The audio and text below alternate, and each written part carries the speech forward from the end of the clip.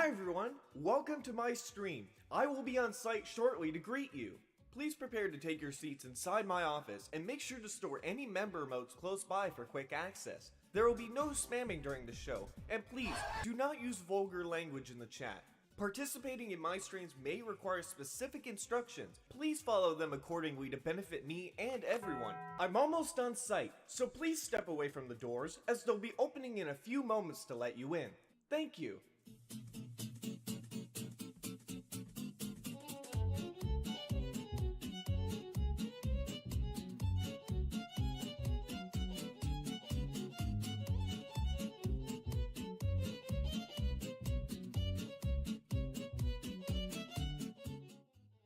Okay, I'm here. Sector 1 entrance, you are clear to open.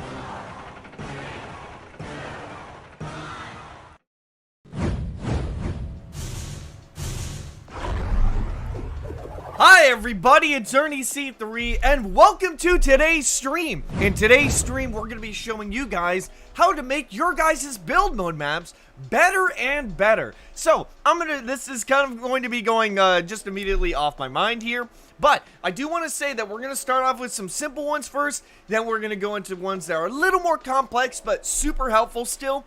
And then finally, we're going to be taking a look at some very advanced tips. Some that I haven't even thought of myself. So, let's go ahead and get started. First, let me go ahead and say hi to everybody. If the chat won't at least lag here. Let me take a look and see. Let me see. Oh, wait, what? Is my... Oh, yeah, that's right. Okay, so remember when we played Poppy Playtime? You remember when we played Garden of Banban and my screen was super zoomed in? Yeah, that game was so broken it didn't even let me do the, oh no, here, let me go ahead and fix this real quick. I can easily fix this, not a problem at all. But yeah, I had to sit there and, there we go. Alright, all fixed. I had to sit there and zoom in my screen because the full screen did not function at all. It was horrible. But the game was kind of fun. Alright, anyways, so let me take a look and see. Hey, what's going on, guys? What's going on? Are you doing maps after trucks? Maybe. We'll have to see if I have enough time. Maybe. Let me see. Will you do tutorial on how to make FNAFs in build mode? Possibly in the future. Okay, alright, let's go ahead and begin. So, I'm going to be starting off with some simple tips, but ones that people make the most commonly in their build mode maps. So, let's go ahead and begin. The first thing is invisible blocks. Invisible blocks are a very useful tool that most of you guys probably have used at some point. However, from playing thousands of people's build mode maps, something I've noticed to be most common is the fact that people use these wrong. They use them so wrong that it is actually pretty wild. And there are two ways in which, actually 3 ways in which people use these incorrectly. The first and most common is people, whenever they have a cliff here, but they don't want people to walk off the edge like this, they'll end up using these invisible walls as a barrier. Unfortunately, the way they do that is they do this. Or sometimes, if worse, they do this, but we'll get to that a little bit later. They do this. Now, you'll notice that while I can see it, I as the owner can see it, other people can't. So if they're trying to run from Piggy and for some reason it's a little bit crowded, boop, they bump into that invisible wall. Plus, even if they're not running into Piggy, it's a little bit awkward that there's just a big gap of space right here. So how is the correct way to do it? Well, you go ahead and, oh, I had this down. You go ahead and all you have to do is, boop, move it like that. So just have it to where you can see I cannot walk off the cliff, but I'm able to stand on the place where, well, I'm able to see the ground. So having your invisible walls like this is very important. The second way people misuse invisible walls is they'll have barriers. Now, here's the thing, right? Let's just say, let me go ahead and grab a canon event here. Let's just say that, oh no, I can't go over to this area. There's a lot of war machines over here. It's a pretty dangerous place. We can't go over there. A common mistake people end up making is they'll be like, okay, I don't want the players to go over on this area, so I'm just gonna do this. They take an invisible barrier, boop, all done. They do that. But again, it's the same problem, but even worse. If you're running from Piggy, boop, you crash in, and then they catch you, and then you die. There's no indication that you cannot go over here. Sometimes thematically it makes sense, but other times it doesn't. Now, if, let's just say there was some kind of, cliff. For example, you go ahead and you have some grass blocks like this, and it's like, oh no, there's a cliff over there. You can't go that way. See, this makes sense, because obviously there's no way to cross. There's no way for the person to be able to expect to get over there. That makes sense. However, when you have these invisible blocks, voice crack, out in the middle of nowhere, it becomes very messy. But here's the thing. Some of you guys are going to be like, well, I still want to be able to have an invisible barrier here. Well, here's the way you can do it. Put some kind of fences. Now, you can use the actual fence items, these things, of course. But another thing, I'm just going to do this real quick. Another way you can do this is you can go look for the gates that are the actual gate events, these ones.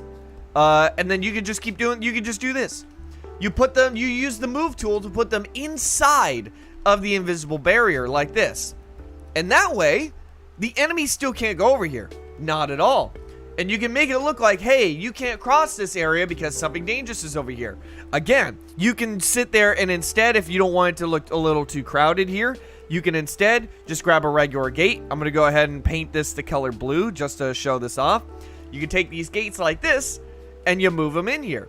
Just like that. See, most people aren't going to expect that you can hop over this gate, especially if there's going to be something dangerous over there. If you want, you can even make this gate twice as high, just like this, and it really does help. So that's a common mistake that people make, and this is how you fix it. Now, the third and final mistake is what I like to call invisible obbies. Sometimes people will make these little secretive obbies, right? Where it's like, oh, the solution of how to get there is you have to jump on these specific blocks. Some people, in some people's maps, don't even put a solution. They'll just sit there and do this. They'll put a little stairway, and then they'll maybe put like this, and then like this, and whatnot. And of course, as the owner, you can see it, but that's the thing that people forget most, is that most, the people who are not playing, including you when you actually start the game, you cannot see it. See? You cannot see it. But that is why there is a very specific, if you still want to use this, there is a very specific event in the game that you can use that will help people out. Does anybody know what it is? I'll go ahead and answer the question here. And that answer is, it's a block in here somewhere. Where is the block? I haven't used this block. Oh yeah, here it is. It's the magnifying glass block. Yep, it works the exact same way, except, well, you can use an item to actually be able to see. You can have that same exact obby and whatnot, and then all you have to do is place down a magnifying glass, and boom, the players will be able to know where to go. But when you have these invisible blocks just there, there's no way for people to be able to actually be able to know or tell. Alright, so those are some of my pieces of advice on the invisible walls. Let's move on to the next one. And the next one is the Piggy Piggy spawn. So here's the thing, right? I don't see this too often, but another common mistake that, even though I just called it common, another mistake that I end up seeing people make is, let's just say the map starts right here, right? And let's just say we have ourselves a bunch of, let me go ahead and get the brick texture. Let's just say we have ourselves a bunch of walls, right? Just like this. Let's just go ahead and say we got like this. And then finally, one more wall going this way. and there will be a little bit of a doorway here. I'll make sure I put an actual doorway on this side so you guys can see. You guys are probably wondering, Ernie, wait, what? I don't understand what you're doing. Don't worry, I'm gonna reveal this in just a second here. So, let's just say you go ahead and you put down any locked door, any one at all, right about there. A common mistake people end up making is with it. Okay, so you guys remember that Piggy spawns within 30 seconds, right? A common mistake people end up making is they will put the Piggy spawn where the player is going to be within those 30 seconds, right? So, for example, players spawn in game. They're looking around. Okay. Maybe they got like a separate room over here. And inside that room, you instantly find the orange key. Oh, I got it. Okay. About 10 seconds left. 9, 8, 7. Walking around. Hey, buddy, come use the key over here. All right. He's walking over here. Everybody else is waiting here. All right, let's do it. Time's up. Piggy spawns and instantly kills you. So that's another common mistake that people end up making is they put Piggy in a spot that's either inside of doorways, or they will put it specifically in a place where the players will be within like about 30 seconds or so. So what is a better place to do it? Well, you're probably thinking, why not right here? That could work. You can. And that might clean up some of the AFK players if that's necessary. But I think it would probably be better if either it was in its own separate room, or if your entire area is way larger, you could put Piggy in a place where players wouldn't be going. Well, like this corner, for example. And there you go. You could also, of course, have your own little themed areas, like maybe a monster cave that Piggy will spawn out of. That makes sense, of course. But that's another common mistake I see people make as well. Let me take a look and see. Also, tell people to not trap Piggy. Oh, that's another thing. That's another thing that I see people do that make a mistake. So, let's just say you got a map, and let me go ahead and make it like this tall or something like that. Let me go ahead and do that. Kabam, and bam. Now, I'm going to go ahead and put up a little bit of a stairway here, like this, inside, yeah, here we go. I'm going to put up just this little staircase. And then I gotta cover this up because that's the most important part of me demonstrating this. So let me go ahead and put that there. And then finally, the last 2 blocks go right about here. Okay, so here's another common mistake people end up making. And it has to do with playtesting as well. This is very, very important. So whenever you guys are going along, maybe you're walking up around somewhere. Uh-oh. Of course I can fly. But for everyone else, they can't get out. Now, you can rely on some glitches like the high jump glitch, but you're stuck. See, here's the thing. Some people will make these little crevices in areas where you just permanently get stuck. And you have to sit there and wait until someone gets out. So, a safety thing, of course, is you can do stuff like, for example, you could put a stairway out. You can have another opening, right? So you have a stairway that gets you out. You can have another opening. Pretty obvious, right? I mean, why would someone do this, right?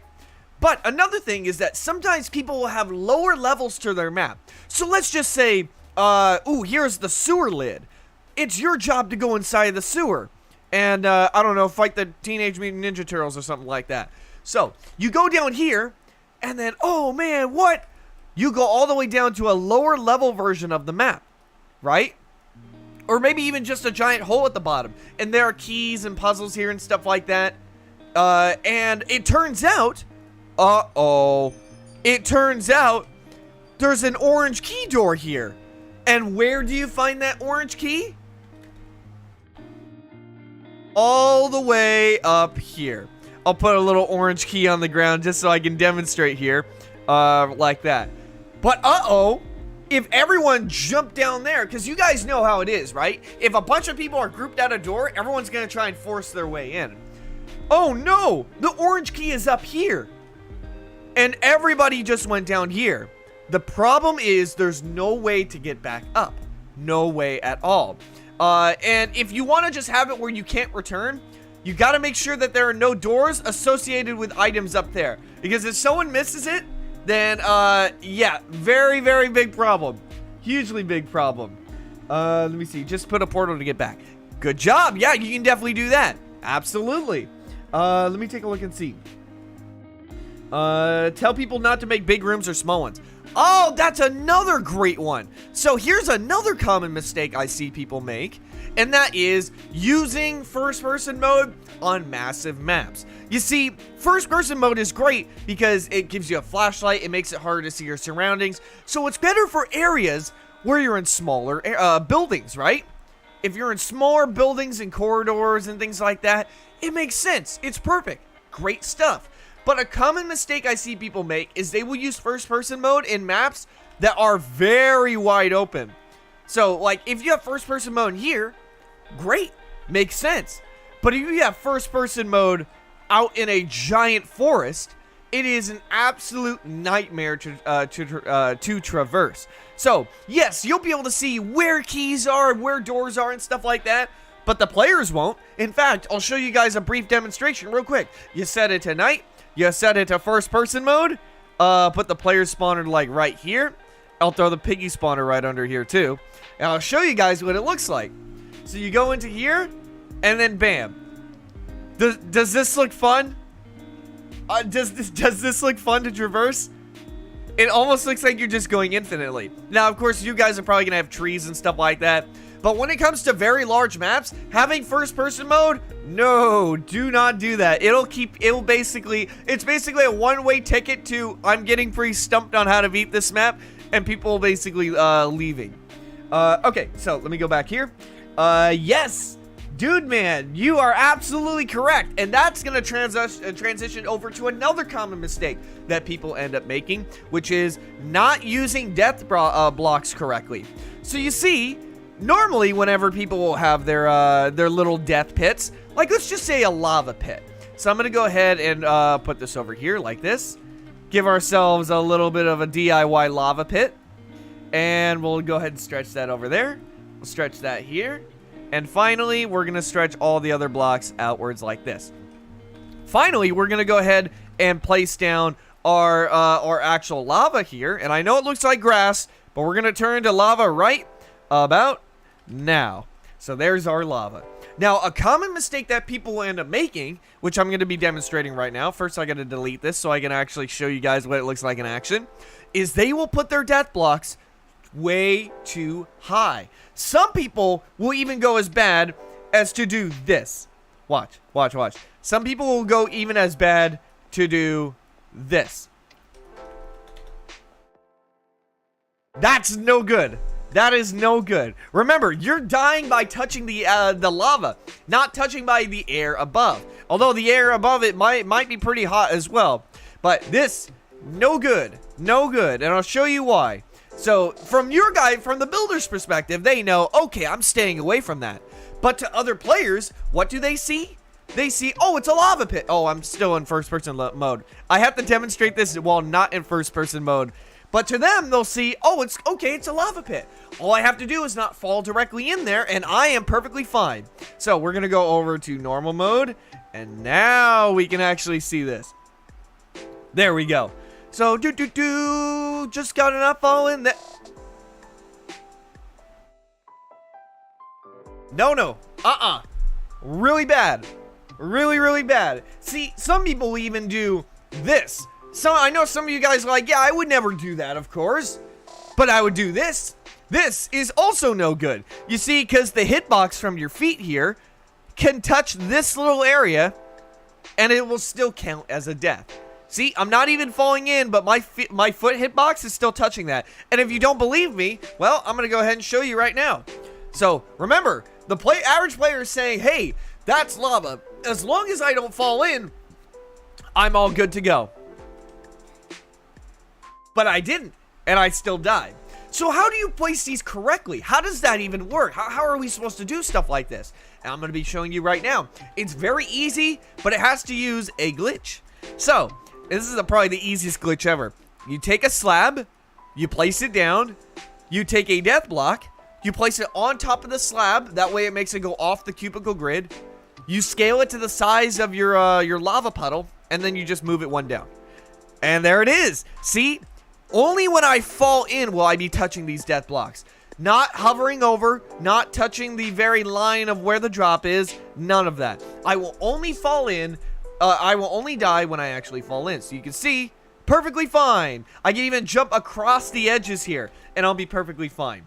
It's only when I actually touch the bottom that I will actually end up dying. Only when there is a guaranteed fall. Let me see. In randomized, a lot of NPCs. Oh yes, that's another thing. Another common mistake I see players make is they create something I like to call grocery store maps. Now, I know most of your guys' maps are made for bot, but you do always want to be able to have the option of shaking things up a little bit, you know? Making things a little bit more fun when the normal thing gets boring. Like playing player mode or infection mode, right? But there's a problem that some people make.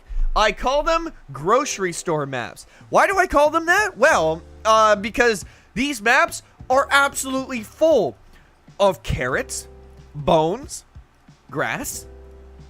Where are the other food items? Wait, is that? Oh yeah, and apples. These things are full of them. In fact, I know grocery stores don't sell ammunition, but it's full of ammo as well.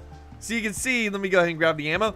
It's full of ammo as well. See, you guys gotta remember, when Piggy gets knocked out, they get knocked out for a whole 20 seconds. That's a pretty decent amount of time, especially since the players are able to go and continue their missions and stuff like that. But some people will take these and they will scatter them all over the map of every variety of every food ever in existence. Everywhere. Completely everywhere. And they will have their NPCs all at the ready.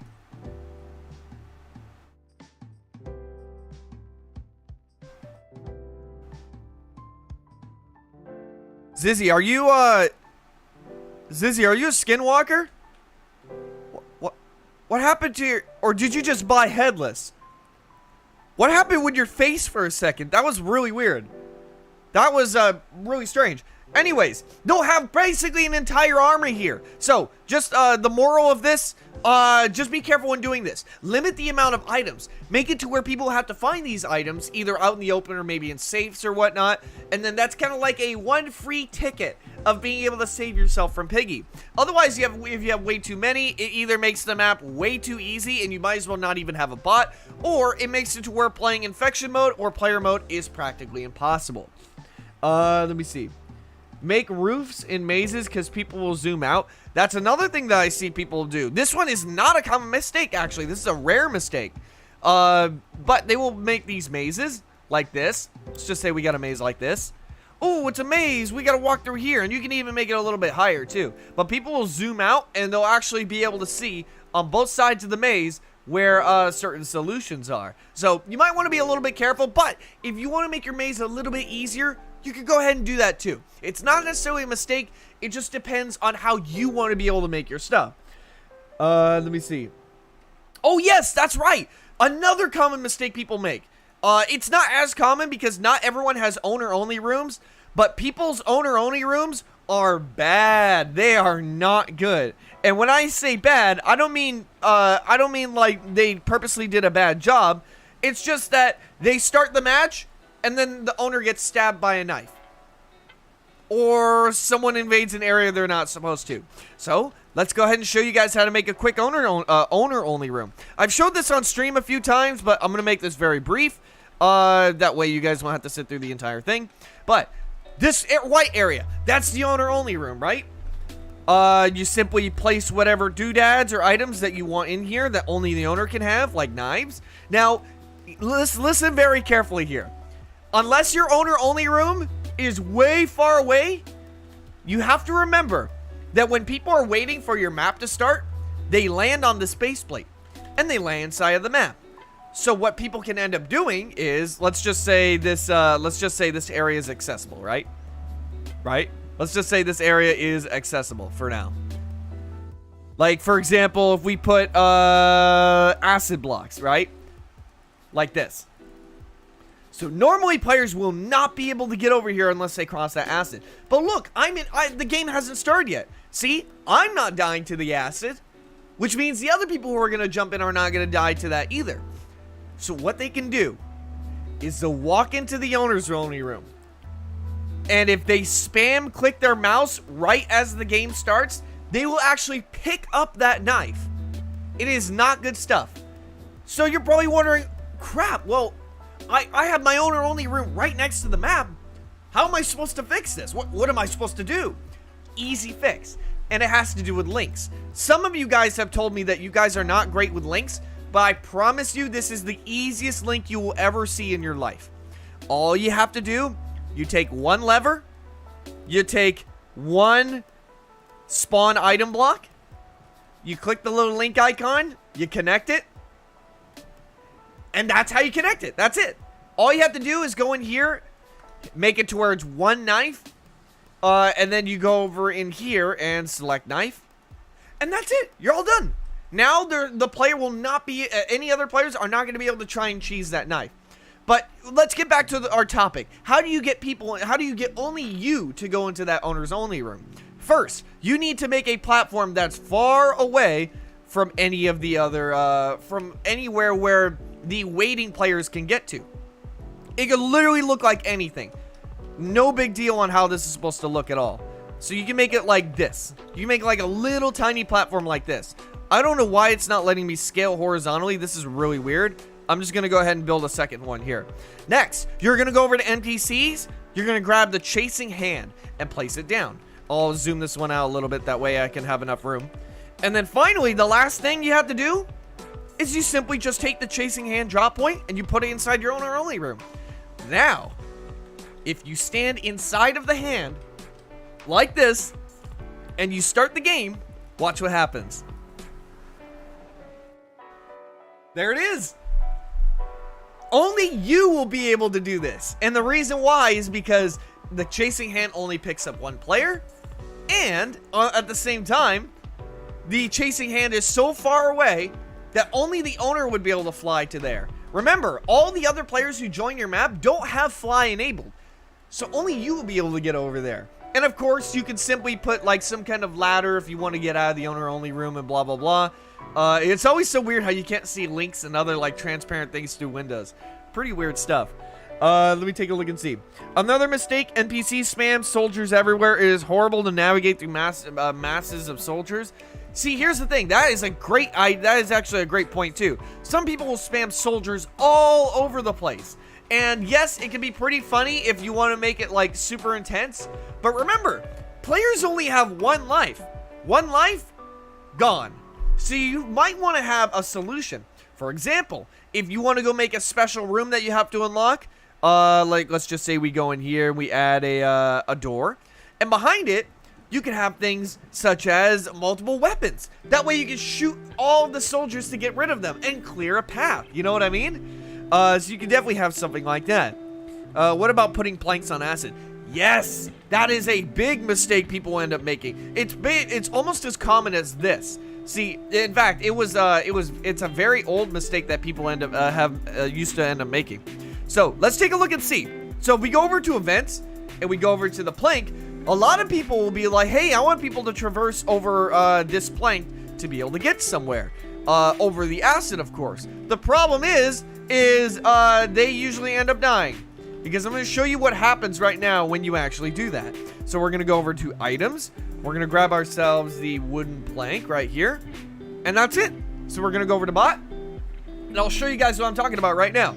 So you take the plank, you place it here, and boom. All right, everybody, let's go. Oh.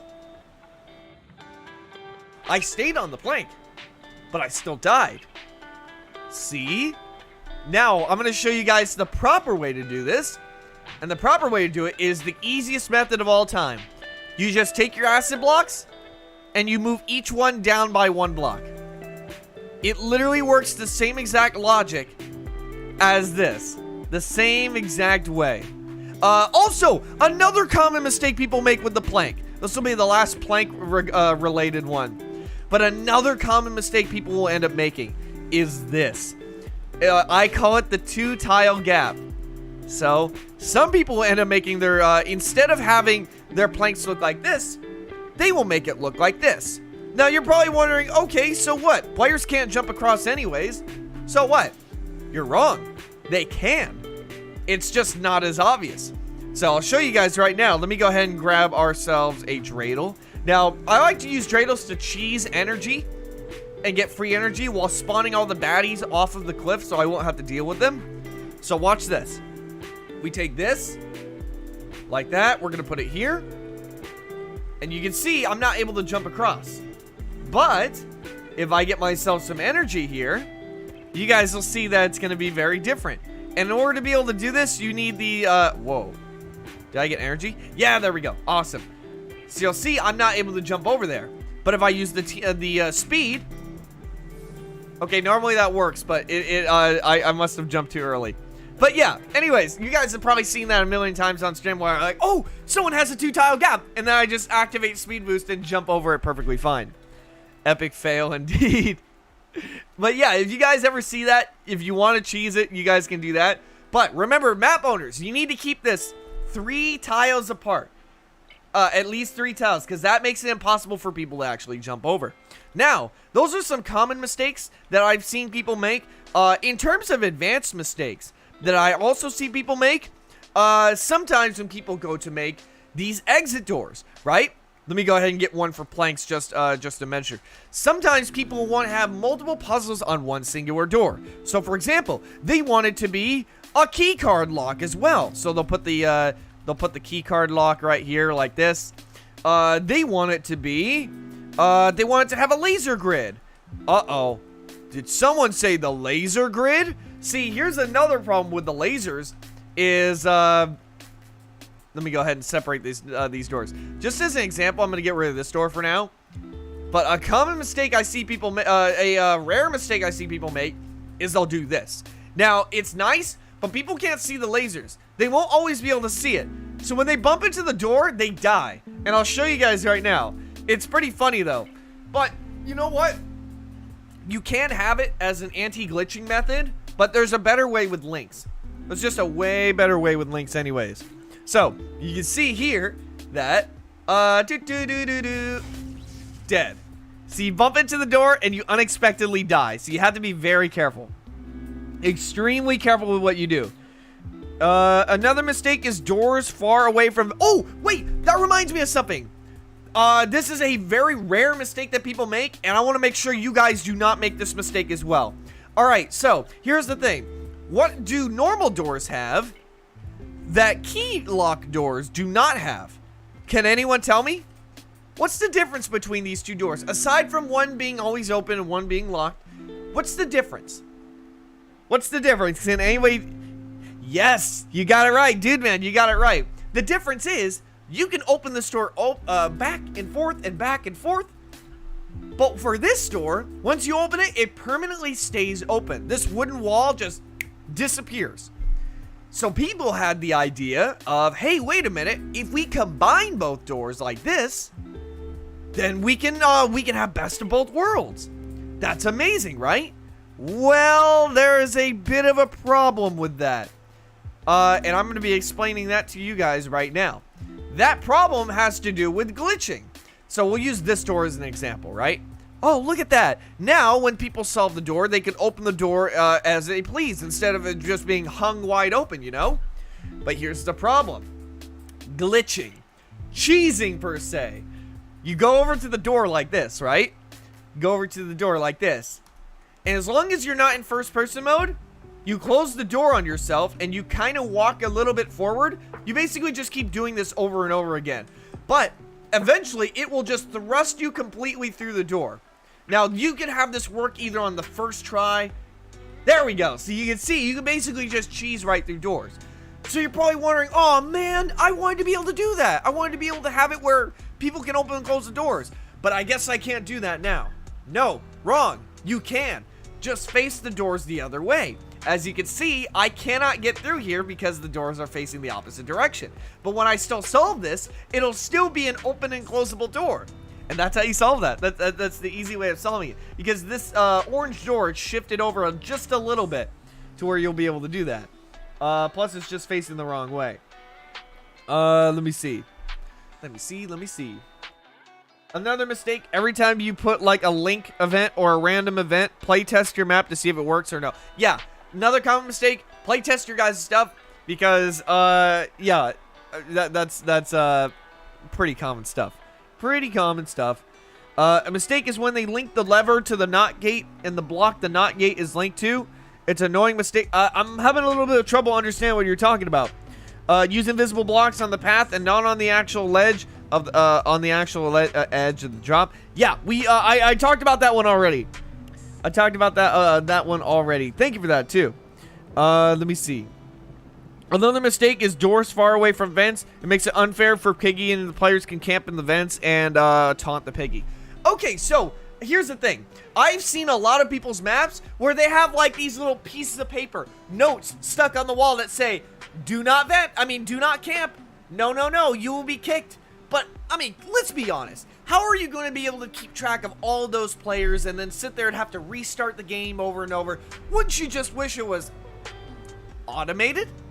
Wouldn't you wish it just handled itself automatically?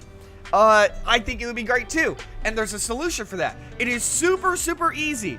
I know, again, some of you guys may not be good with links, but just follow this tutorial and you will never have to worry about vent campers ever again. Forza, thank you so much for the member message.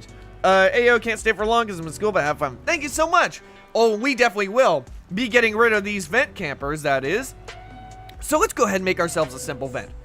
Just like this, right? A vent goes here and here. Now, albeit some piggy skins can fit in, but not all of them can't, and people can just sit here and camp in them, right? And then we're gonna make the roof for the vent. Now, I'm gonna take the roof for the vent and lift it up a little bit, almost like opening up a little box. And here we go. Let's go ahead and begin. The first step you're gonna want to do is take a bunch of lasers and make them go in a straight line just like this. If you would like to make this, if you don't want these lasers to be showing here and you want them to be hidden, you could just put them in the ground. Now, I recommend doing the linking first. Do all the linking first and then hide them underground, which I'll be showcasing afterwards. But that's how you do that. You put them here. That's the first step. The second step is you're going to take a touch trigger and you're going to drag it all the way across like this. And you're going to put it inside of these lasers. But before we do that, let's just keep it floating here. That way, when we go to link stuff, it's not in the way of these other things. So we're just going to keep it here for now. We're going to go over to this little settings gear icon. We're going to turn this off because we want to make sure that this can get activated multiple times. Triggered by players only. Yes, we would like that to happen. That way, when the piggy fits themselves inside of here, they can't accidentally laser themselves and die. You could also set these individually, these laser beams, if you want to only affect survivors, but I digress. Now, the third step we need to do is a timer. Just a simple little timer. How long do we want people to be in the vents for before they die? Let's just say 15 seconds? 15 seconds, that should give people enough time to crawl through here, and maybe about 10 seconds. 1, 2, 3, 4. Yeah, 10 seconds is a good time. So we're gonna set this timer using the settings gear icon to 10. We're gonna go ahead and do that. Now what we need to do is we need to take this and link it up to the timer, and then we take the timer and link it up to the lasers. Now, what I'm gonna do is I'm actually going to take the timer and link it up to a link hub instead. Now, this can do the same exact thing. It will set off those lasers, but the reason why I'm using a link hub instead, I have the timer connected to the link hub and the link hub connected to the lasers, is because a link hub can connect to an infinite amount of lasers. But when you connect a timer directly to the lasers, it can only do 10. It only has enough memory to link up to 10 other things. So we're gonna connect all these lasers here like this, just like that. And now that we have all of our stuff linked, we can do stuff like put this back inside of here and put this back inside of here. Now, normally you guys are not gonna have this, but I'm using this just for demonstration purposes. But we're gonna connect our timer to a little digital display so we can actually see visually how long it takes before someone is going to die. And like I said, once again, you can just take these little laser beams. I'll move this up here. And now that they have already been connected, we can just lower each one into the ground. If you want to have them there showing as a threat to keep people to not vent camp, you can do that. But you can still put a sign outside saying if you vent camp, you will die. So you could just put all these laser beams underground. And you're probably wondering, well, if you put them underground, they're not going to work anymore. No, they will. See, the thing with laser beams is if they're inside of one block, it'll still come out the other side. But if it's 2 blocks thick, it will not work. So let's give our stuff a try here. So let's see. Let's stick it to the vent campers here and try out our new invention. So let's go ahead and take a look and see. So here's our vent right here. You can see that the timer itself has not been going off. No one's inside the vent. But as you can see, once we enter this vent, the timer will start ticking down. But once someone escapes the vent, bam, the timer will reset. Now you're probably wondering, oh yeah, but Ernie, can't people just do this? Yes, they can. But as long as they step foot outside of here when Piggy is standing up against here, Piggy can still kill them. They're only ever safe when they're inside of here. And as you can see, if you're inside this vent area for too long, well, guess what happens? And time's up. And you can see it instantly kills us. And that is how you get rid of vent campers, right? And look at that. If it does kill a vent camper, the lasers will automatically reset back to normal. So you won't have to worry about the lasers being permanently stuck on and then no one having to, basically like a vent camper ruining the game or anything like that. And that's how you build an easy anti-cheesable vent. Anti-campable vent. And this doesn't have to apply to vents either. If there's a high up area that you think players are gonna stand up on or something like that, you can apply that same logic. Put the lasers inside of here, use the touch trigger on this entire square, yada yada yada. Let me see. One mistake I see hating is Z fighting. Oh, this is a rare mistake that people actually don't very much notice. It's called Z fighting. Z fighting is when you place 2 things in the same area and they start to flicker. You guys have probably seen this before, right? So we go over to these. See, these are the exact same shape, but look what happens. Oh, it's not doing it now. But sometimes you'll be able to see that these will end up flickering. Sometimes you can actually see it go on certain other items as well. But look here, let me put it on this side, see if it does it. There we go. So you can see this is Z fighting. Some people will end up making this mistake where 2 things taking up the same space, the game can't really handle it. So what ends up happening is this flickering. So you want to make sure those flickers are mainly gone, at least from visible areas as well. Just another tip I wanted to share with you guys. Let me see what we got here. Let me see. Do you guys have any other ones before we move on to the super advanced stuff? You didn't finish explaining the exit door thing. Oh yeah, that's right. Okay, so here's the thing with the exit door, right? If you don't want to have all these lasers and stuff like that, well, here's the thing. I just recommend not even using the exit door anymore. To be quite honest, don't even use the exit door anymore. What you can do instead is you can have a way more variety of options if you just use this. This one block right here is the key. And I'll give you some examples too. For example, if you want to make it look like you exit out of the gate of a spooky mansion, you just put the gate here. You can have the skeleton key be your final key instead of the white key. And then all you have to do is 2 things. Number 1, you take this, like this. That way when people touch the touch trigger, they're out of here. I'll make it a little bit wide like this. You just do that. Or step 2, and then step 2, you take the escape block. Now here's a little trick most people don't know. Whenever you place down an escape block, it'll actually angle your camera a certain way. But most people don't know, wait, what direction is the camera facing? I can't tell by this block. Here's the trick. You see the flagpole? In whatever direction the flagpole is pointing, that's where the camera for the escape cutscene will be. Or not the cutscene, but the escape camera will be. So I know it's pointed off in this diagonal direction, but I'll show you guys. Look at this. Look at this. This one is pointing this way, where I'm facing. This one is pointing this way, where I'm facing. This one is pointing this way. So just look at the very tip of the bottom of the flagpole and see where it's pointing, and that way you'll know which direction the camera is facing, right? So I'm gonna have it facing this way. All I have to do is take stay on forever after touching. We're gonna link it here, and bam, I get the skeleton key, I go out the gate, and boom, I escaped. You don't have to sit there and have a white door, because sometimes I see people have like a white door sticking up out of nowhere. Like, for example, they'll do this. Like, maybe there's a bunch of like grass and stuff like that, and then they just have a big white door that's sticking up out of nowhere.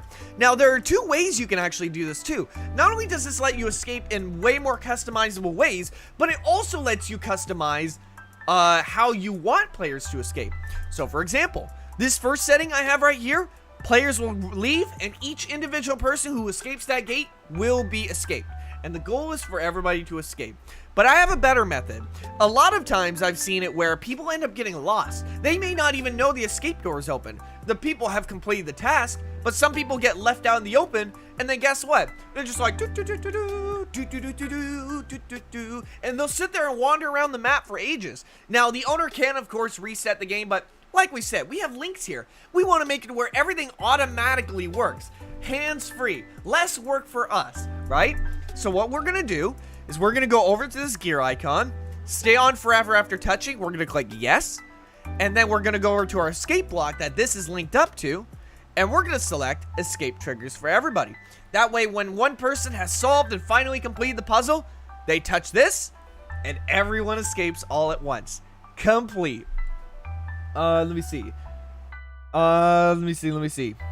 Another mistake, claustrophobic rooms and big rooms. The problem with claustrophobic rooms, it makes it easier for Piggy to kill people. The problem with big rooms, it makes people, yes, that's true. Very, very true.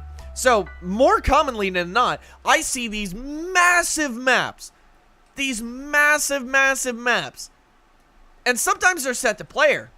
And even when you send them to bot, the bot ends up just having no threat, becoming no threat at all. Like, you guys gotta remember, Piggy is slow compared to players. So trying to chase, Piggy trying to chase players in here is impossible. Absolutely impossible. So if you guys should make sure your guys' stuff is more scaled to be appropriate in size. On the opposite spectrum, some people make their maps super small. Like, this is pretty small here. Especially if you have decorations like lockers and cabinets here. You got like nowhere to go. Unless it's just like a straight path here. Let me see. Just add speed blocks or don't make them big. Well, the speed blocks, remember, the speed blocks make you sped up and it makes Piggy sped up. So it would just go from this to this. It wouldn't even make any difference.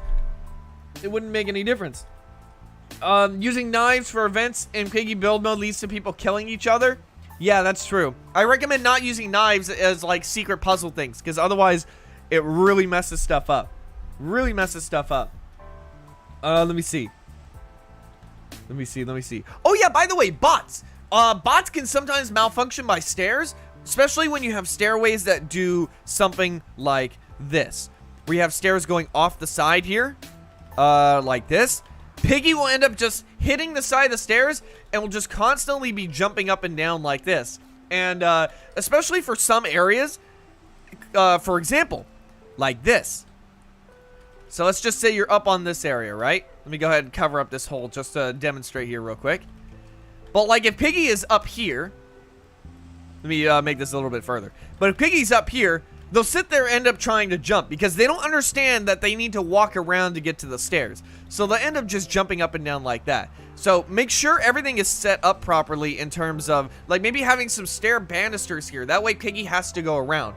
And again, Piggy might end up glitching if you have these banisters like this, because Piggy might, again, start jumping up and down and whatnot. So a good idea, what you can do is you can take invisible walls, invisible wall blocks, like this, and you can use it to basically do this. You put them, you basically cover up these areas with invisible walls. That way, not only can players not jump over these and cheese it, but Piggy will be able to recognize that, hey, these are solid blocks, I can't go around these. So Piggy will just normally go right around. Very good thing that would will really help out your guys' maps. Let me see. Minitoon should add a knife that doesn't kill people like the gun and trader gun. So it would only kill Piggy? What about the not gate glitch? The not gate glitch is only a thing that it's not really something you can control. We have to wait for Minitoon to fix that. Some people said it was fixed, but there's no way of knowing. Also, we got some people spamming in the chat. Let me go ahead and fix that real quick. Hopefully this will tone it down a little bit. There we go. And then we're, in just a little bit here, we're going to move on to the more advanced tips. Let me see. Another mistake. Same floor, wall, roof, and texture color. Yeah, remember, guys, change up your stuff. Having rooms like this might not be the best. If instead, you want to change things up a little bit. Like maybe having the base of this be stone, and you can have it be like this stone. Oops. Maybe you want to have it be this stone color. And then you want to sit there and have some more blocks up here, but instead you want them to be wood colored, right? So you go over to, let's go ahead and grab ourselves the wooden plank texture, not the carpet texture. Where's the wooden plank? Oh yeah, here it is. And then you go ahead and grab yourselves a brown texture. And then you can go ahead and make the ceiling something different. Like maybe you want to make it look like it's cobblestone, gray cobblestone or something like that. So changing up how you want these textures is going to really diversify how your map looks. In fact, I recommend just doing this, and then instead having the very top one be these actual wood planks. Actually, this stone, this white stone. Anyways, let me take a look and see. We need the elevator in build mode. I had to remember how to build that first. I had to remember how to build that one first. Oh, one last tip, one last common tip before we move on to the advanced stuff is what do you guys see as a problem with this map right here? What do you guys see as a problem? Can anyone guess this? I've mentioned this before, but who can see the problem with this map? Neon green grass, no. Flat, no. Flat and nothing. Well, true, but there's something else. There's something else. Obviously, I'm keeping this on purpose, but there you go. Xeno King, you got it. The void. A lot of people will end up making their map super detailed, like, oh, you're really inside of this place. You're really inside of this forest or in this town. But I have got a question for you. Does a town have a big open void where if you walk off, you fall? No. Some players will cover this up, but still. Here is the thing that you should be doing. You want to make sure that this void is not visible at all. You want to make sure that there's no way it can be visible. So, instead, you could add stuff like mountains. You can go ahead and do stuff like this. Maybe we'll have ourselves some green grass on the top. Like this. So you can make it look like there's a border. Have there be a border around the edge of your map like this. You can even make it a little bit more advanced by doing something like this. You can make your hills look 3D. You take some blocks like this, you raise them up, more dirt blocks here, and then finally you get another layer of grass. Almost like as if it's Minecraft, right?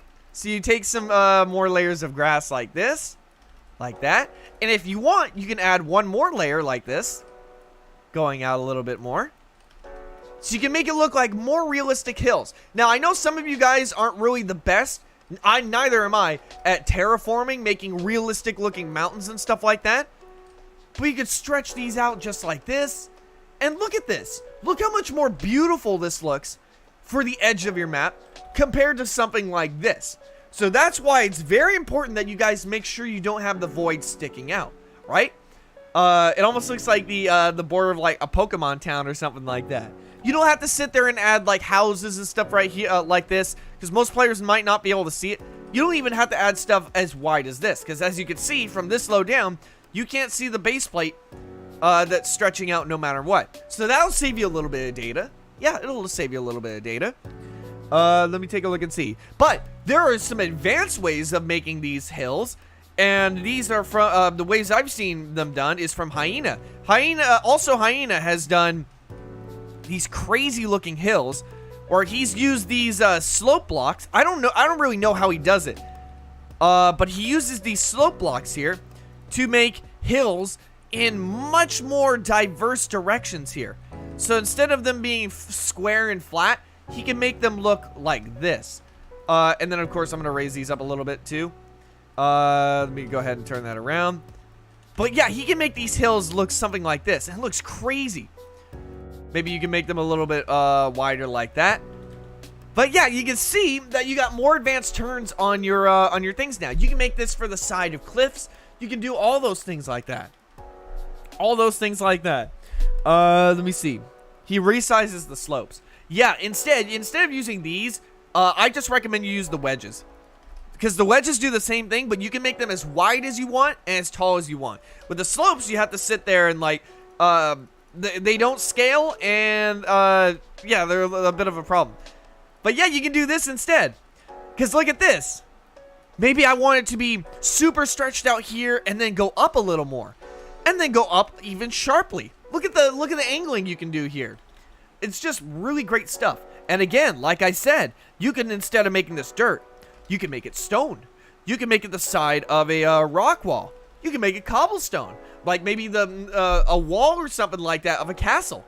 You can do stuff like that. It's really great stuff. As long as you're covering up that void, whatever you do is totally optional, up to you. In fact, a good example before I move on to these advanced tips is Minigame Park. Minigame Park actually has something like this, as you guys will be able to see.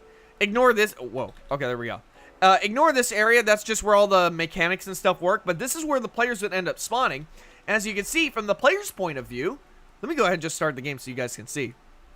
I'm just going to put it on bot mode so you can see everything here. Okay. So you can see here, I can't see the void. And of course, there's fog and stuff like that. But if there wasn't any fog, it would look like I'm actually inside of this canyon area. Like this this lower down area here. And you can see I put some trees and stuff like that to make it look a little more natural. A little more stuff like that. But there are definitely better ways you can do this. But this is just a very simple way that I was able to build it. And it looks a lot nicer. As you can see here, oh man, look at all the trees. Look at all these. And I even made these slopes going down here using these different blocks. Okay, so I'm hoping you guys enjoyed those. Now let's move on to the more advanced tips. Some of you guys may know also Hyena. He has shown some of his maps on the channel here before, and they are absolutely amazing. Some of the most detailed maps I've ever seen. You can even see in the channel banner here of the slopes that he was able to do. Like, he literally made a canyon area that looks supernatural, right? And not supernatural as in like alien. But we're gonna be looking at a few of his videos here, some of which I haven't seen before. But I skimmed over this video here, and this is stuff that I never even thought of. What if you can make your own ability to ragdoll players? Remember how we talked about, oh, we wish that there was the ragdoll block in Piggy, which we do still. But you can make people ragdoll. What if they step on a banana peel? You want them to fall over, right? But how do you get a player to fall over? We're going to show you right now. All right, so explosion hazard. So let me go ahead and pause this real quick. I don't know if Hyena has music in their videos, but I'm just going to go ahead and mute it for now. Assume they have sound effects and stuff like that. But you can see, wait, what just happened? He just fell over. So you can see, one more time here. Oh no, don't use on there, it's going to explode. Kabam! And then you hear an explosion sound, right? A better example of these things slipping is like some water, right? You step on the puddle, and you slip over and fall. And when I saw this, before even to do the tutorial, I'm like, oh my god, I know how he did this. It's just very simply a touch trigger. Place a touch trigger block in the middle of the puddle. He's using a slap here so he can get directly in the center. Of course, that's not completely necessary. But these touch triggers are basically like your hitboxes, right?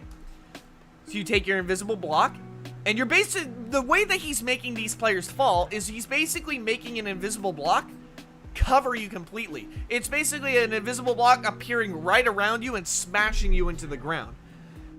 So see, it's all connected here. And he actually has this set to a flipper circuit. That way, when you touch that puddle, you're not just falling over forever. You'll eventually wake back up.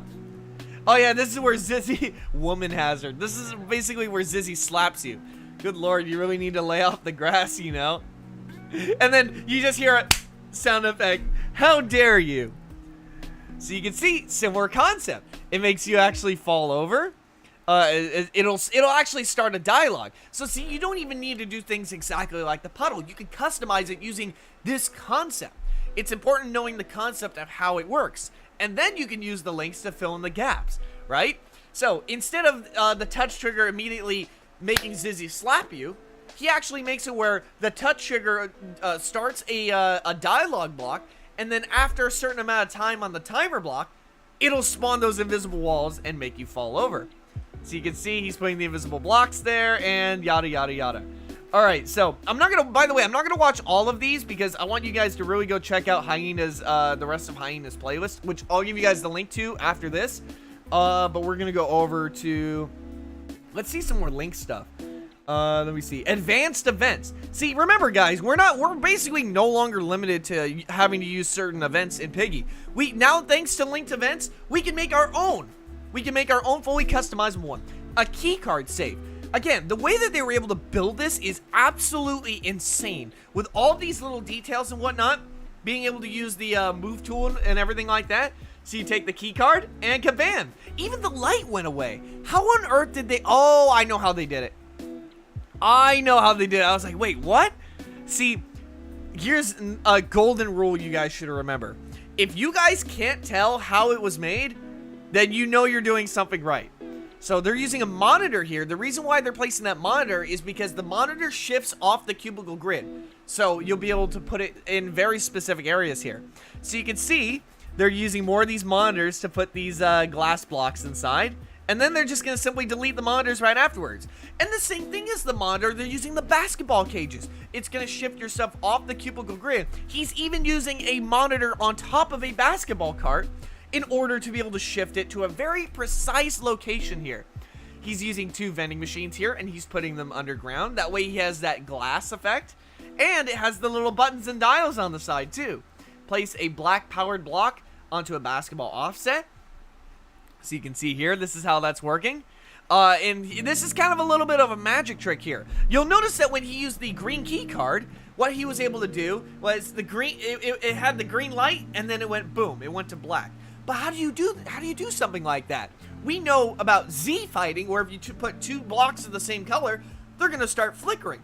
So how are you gonna do that? Well, thanks to the monitor shifting things off the cubicle grid by just a tiny little amount, you can make it where the green block is slightly, just barely more in front of the black block. That way when it disappears, it just shows the black block right here. And because the space is so different and the space is so minimal, it almost doesn't even look like the block moved back at all.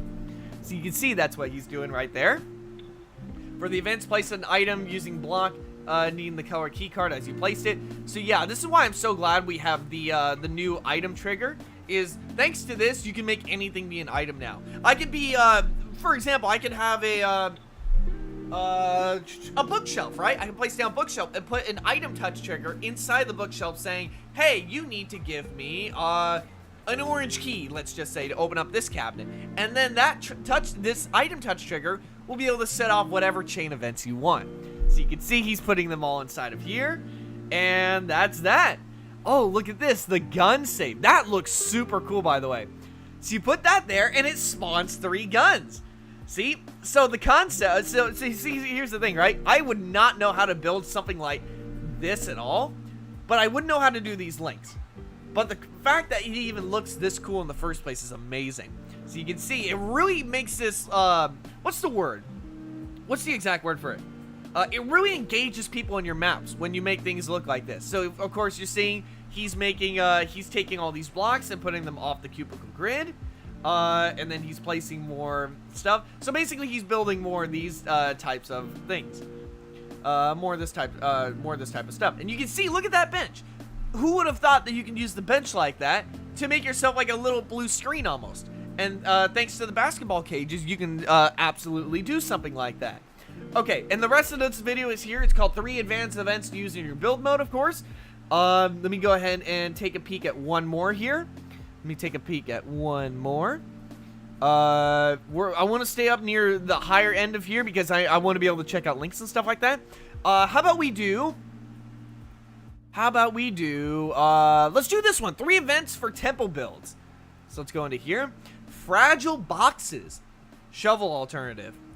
So you can use these. Oh, you can use these to break the actual boxes. Now you'll notice here that he has a sound effect. Of course you can't hear it because I'm muting for copyright reasons, but as you can see here, he has the sound effects. He actually has sound effects of the boxes breaking, right? Because if you just take a simple hammer and use it up against those blocks, the blocks are just gonna disappear, and that's like, it's not really immersive enough, right? So not only does he have a sound effect of crates breaking, but you can see here he's using trees that are lowered into the ground to make it look like the scraps of boxes that you just broke. So you simply just take a bunch of powered blocks, you take a bunch of item triggers like this, so when you take the item, use it up against there. You can do that, and of course he's probably gonna take the, yeah, there we go, he takes the blocks and he moves it inside. That way you take the hammer and you put it up against the box, the box actually breaks. Amazing stuff. The sticky trap, so you can put a slow block there or something like that. And of course you can see there, it makes them move super slow and whatnot. So, and you can see here that, oh, did he have a sound? Oh, I see. It's a trap. So not only does it make you go super slow, but it holds you inside of here with these invisible blocks for a short period of time, using the flipper circuit, of course. Ooh, I like that TOI. I want to see what the yeah, there it is. Teleport hub. Oh, look at this. Now, there's only one problem with this, and that's the fact that you can see this particle effect, this like orange smoke coming out of the eyes. I know how he did it. It's the cauldron. But the problem with the cauldron is you can only place one of them in the map. The only other way to get another cauldron is you would have to sit there and use the reload glitch in order to get more. But I don't think you'll need multiple at once, because all you have to do is you'll only need one of these eyes. You step on the eye and you go into this insolence area, you know? So you go into there and that's your teleport hub. Really cool stuff. Really, really cool stuff. There is a bit of a problem with touch triggers at the moment, where right now, if multiple people touch the same touch trigger at a time, the touch trigger will basically stop working until everybody has backed out of it. So it's a little bit of a weird thing, but you can see here, that's how he was able to make the insolence eye. He was able to, one more time, I'll show that off. He'll take a table to boost that up. That table actually lets you go off the cubicle grid as well, if it's placed upside down. So he's going to go ahead and move that underground. That's the base of the eye. He's going to take the, what's it called? And by the way, because this little snow pile is underground, it won't show the thought bubble above it. He's going to take another table and put that there. And then he's going to take an, if you guys can see here, he takes a little light. He puts it upside down, like that. And then he takes another eye to put it right there. That way there's probably more of a light source that comes off of there too. He puts the touch trigger that's linked up to a teleport block, of course. And that's how that works. And of course, he puts the cauldron underneath here as well. But I have to say, amazing stuff. There is so much potential to build mode. That's why I've been saying, like, if these little bugs were fixed, and alongside that, if more people were using links, it would be an amazing experience for everybody. Absolutely amazing experience for everybody. But you know what? I hope you guys enjoyed this. I hope you guys were able to learn a whole heck of a lot. And without further ado, if you want more quality fun, I'll see you in the next one. Bye, everybody!